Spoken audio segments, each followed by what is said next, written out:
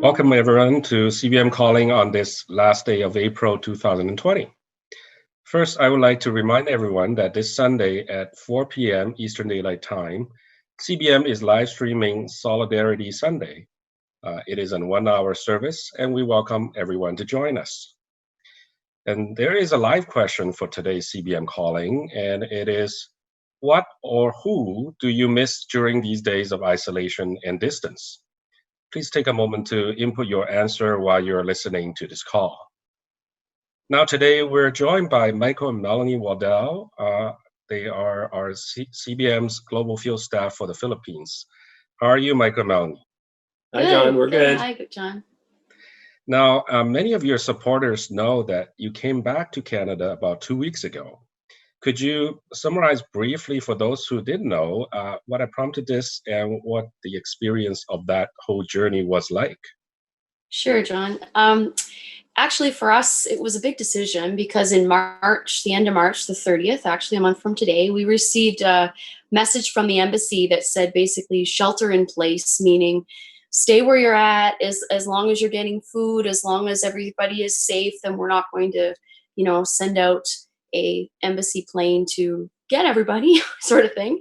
And then on the 4th, we received a message from the embassy saying that they were looking at chartering dedicated flights to get stranded Canadians back to Canada, and that they strongly encouraged all stranded Canadians to respond to this email. And so we processed through that, prayed through that, discussed it together, and really didn't know exactly what we should do. But through all of that, got to a space where we thought we'll just respond and give them all of our demographic information. And then 2 days later, we thought we could be waiting 2-3 weeks. We had no idea. But 2 days later, on the 6th of April, we received a message that these are the flights, these are the sweeper flights, connect with us through the Philippine embassy and we'll get you onto one of these flights. And then a week later, we were on a flight heading to Toronto. So it was literally that fast. It was overwhelming for us as a family, where we had to look at packing up 100 pounds of homeschooling books to take back because our kids weren't finished their school year yet. And then we had to look at tying up loose ends with our ministry and connecting with our ministry partners and talking through the experience with them and looking at what will this all look for us as a family. And so it was really overwhelming and very stressful. But we really felt peace that it was the best decision for us as a family.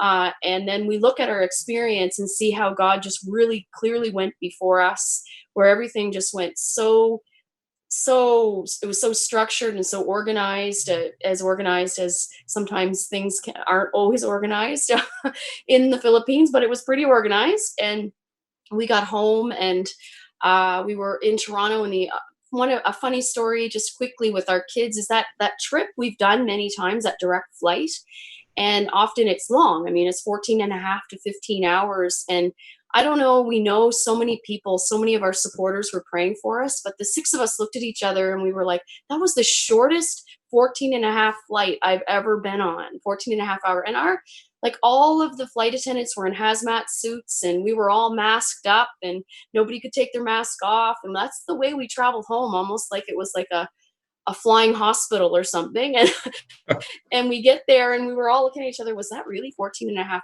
hours? So first and foremost, we just want to thank you for love, prayers, and support, because we completely felt coveted. Like everybody was praying for us. We know they were. So thank you for that. Yeah, definitely. Yeah. Yeah, absolutely. And you make it sound a lot shorter than it actually is, right? Because I know you didn't fly out. The sweeper didn't fly out from Rojas City where you're at. So you have to drive to one airport. So we had to drive through, 6 municipalities-ish. And when we got to the border in Iloilo, then we had to get out of the vehicle, all masked. They had to take our temperatures, and then they had to pass us through there. And then getting to Iloilo and then getting swept from Iloilo to, it was really quite challenging. And it was, we could totally sense the presence of God with us. So, yeah. Yeah, that's wonderful. And now, how long have you been back, and where are you now? So we have been back. This is day 15 that we got out of quarantine yesterday. So woohoo. Every little cough that our kids had, we'd be, all panicky that it might be something, but it was just the dry air. Our skin's dry, our throats are dry. The humidity is so high over there that we're not used to being in the dry air of Canada. So our bodies were adjusting to that. But overall, we felt very, very well. And so currently we're actually staying with Mike's parents. And so we're grateful for that. And we're here and we're safe and we're healthy. So praise the Lord. In New Brunswick, we should add. Yeah, in New Brunswick. That's great. That's great. So a number of our friends or your friends are already on Facebook, and they're saying hi. So we got Robert and Amanda McCormick, and they're from Wittenberg, Nova Scotia. And then Estella Ng, she's been loyally on every call, and she says hi. And of course, Andros and Joan, they say hi and hi to the kids. Hi, Ann. Hi, Joan. Yeah. Hi. And our very own Jennifer and Dennis are here as well. Oh, great. Wonderful. Now that you're back in Canada, Michael Melanie, would you still be in touch with our partner ministry in the Philippines? And how would your ministry change under the circumstances? Yeah, it's a good question for sure. It's one of the things when we were really sort of wrestling with the decision on whether we should return to Canada or stay in the Philippines. Of course, when we're in the Philippines, when we're in Rojas, we're in community with our partners, and so able to be much more supportive. But of course, like everywhere else in the world, in the midst of this COVID crisis, everybody was locked down in their homes. And so really probably for the month prior to us returning, we had essentially been doing all of our work from our home in Rojas. And so in that sense, coming here to Canada, a lot hasn't changed that way, but we continue to connect with our partners in the Philippines. Probably, almost on a daily basis, we're in communication with them. We've had several Skype or Zoom meetings with them already. Actually, John, as you know, you were part of one of those. On the one with Hope and Fear. We do our best to keep in touch, and our ministry obviously looks a lot different. A lot of what our projects and ministry activities in the Philippines, much like everywhere else, had to be either postponed or had to be sort of redesigned or rethought out, or sometimes just obviously much different than what had originally been planned out. So a lot of our work over the last 6-8 weeks has really just been helping our partner behind the scenes to look at how can they support their ministries, support their partners, support their churches, pastors, missionary teachers in the childcare centers, that kind of thing. And some of that has been redirecting existing resources, things like that. Julia Bowering, who was on the call yesterday on CBM Calling, shared a little bit about some of the work that our partners are doing globally and mentioned KPM in the Philippines, who we work with. And so, just sort of doing those kinds of things. We can do that, I guess, from our home in Rojas as well as we can do it from our home here in New Brunswick. So we continue to do that, and will continue to do that as we're home here on home assignment. And then, of course, being back here in Canada now, having a little bit of opportunity with this isolated time at home to be able to connect with our colleagues in the office more. And one of those colleagues being Brenda Hulk, who particularly we work closely with on marketplace ministry initiatives. And so this is giving us a little bit more time too to be able to sort of work on some of those things that we've always talked about doing, developing resources, webinars, content, that kind of thing for marketplace ministry, and our global strategy around that as an organization. So so that's kind of what it looks like at the time being. That's wonderful. That sounds like a lot of different things you can do.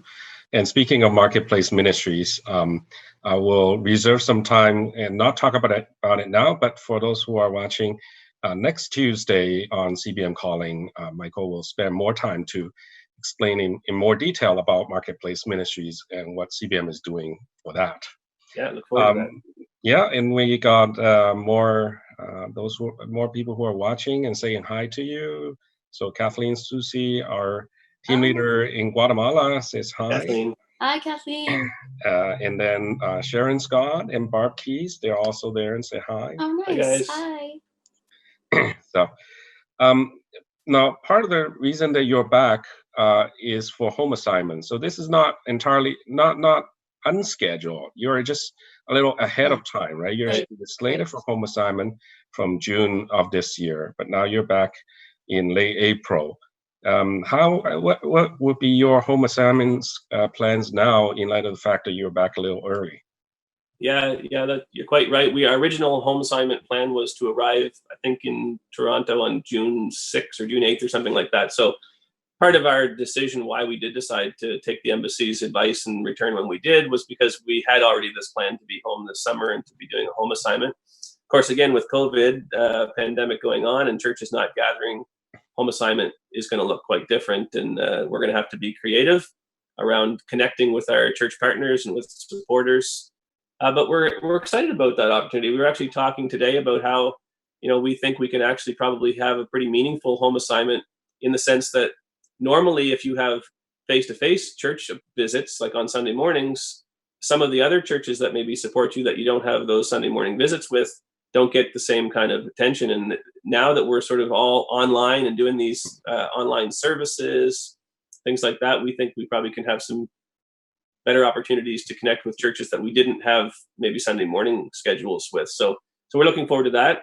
Our home assignment, we're going to do some update videos that we can send to our church partners. We've already started to schedule some Facebook Live type interviews like this for churches that are doing live broadcast services or interviews, those kinds of things. So yeah, we look forward to that. Hopefully, who knows? We're praying, we're hopeful that this pandemic will get under control enough that maybe churches can start to gather in sort of creative ways too, in smaller numbers and stuff like that, where we might be able to have some face-to-face interaction with our supporters and church partners. We certainly long for that. That's a big part of home assignment, is being able to, just be with your supporters and your partners and just be able to thank them and share with them sort of from your heart about what God's been doing and how they've been a part of that. So if we can't be face-to-face, we'll do it face-to-face through a screen.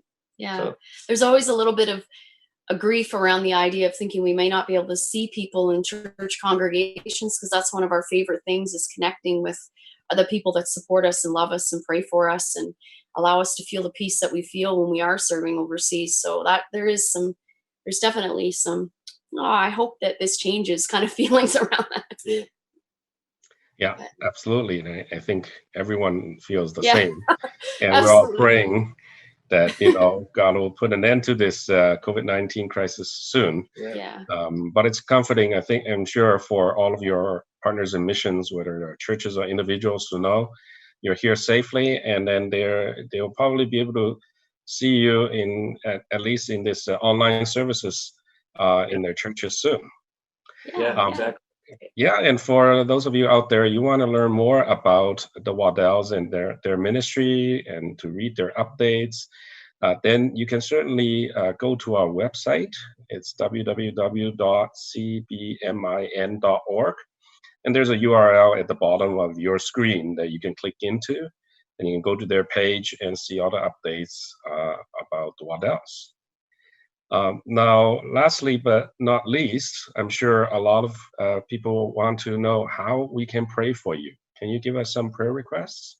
Yeah, absolutely. Now that we're back, I guess our prayer concern would be around figuring out how our home assignment is going to look different and what we're going to do about that, and that we can connect with the churches and people that support us personally and emotionally and financially in all of those ways. And so being creative around that would for sure be a prayer request for us. As our kids, they have been incredibly adaptable. Now here they are doing school in their grandparents' house. This is like the second location in 2 weeks. And so just around their, any emotions that may rise from this experience for them, they're grateful to be home, but it's definitely, they've seen things with their eyes that a lot of kids haven't seen in midst of the pandemic. And it was certainly a little bit scary for them, so that they might be able to unpack that a little bit and talk about it with us.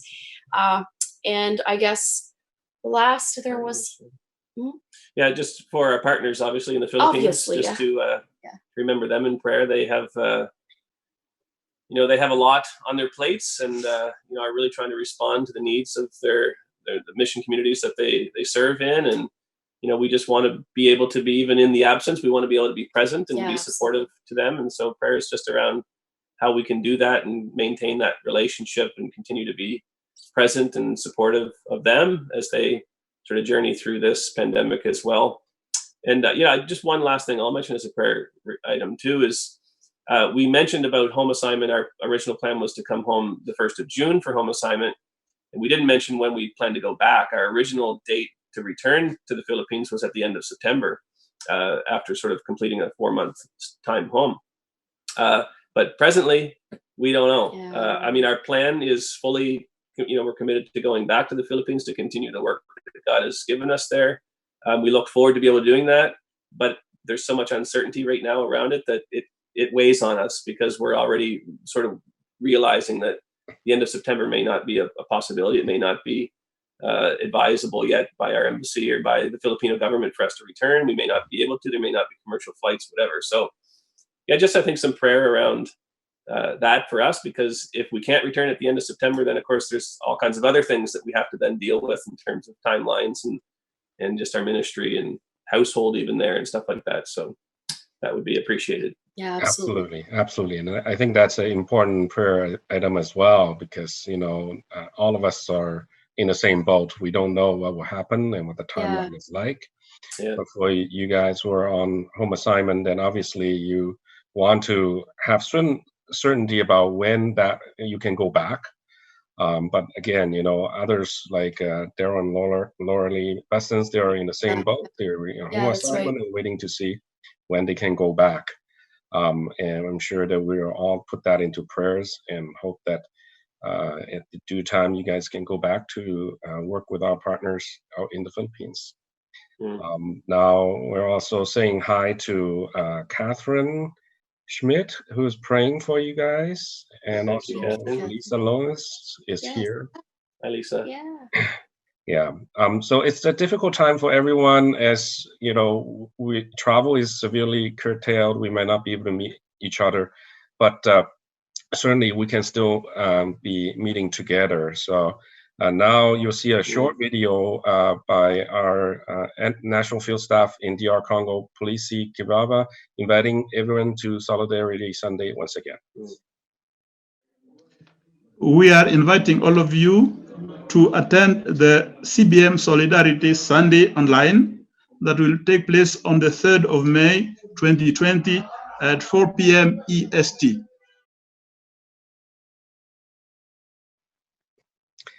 Okay, so Michael and Melanie, thank you so much for being here for CBM Calling today.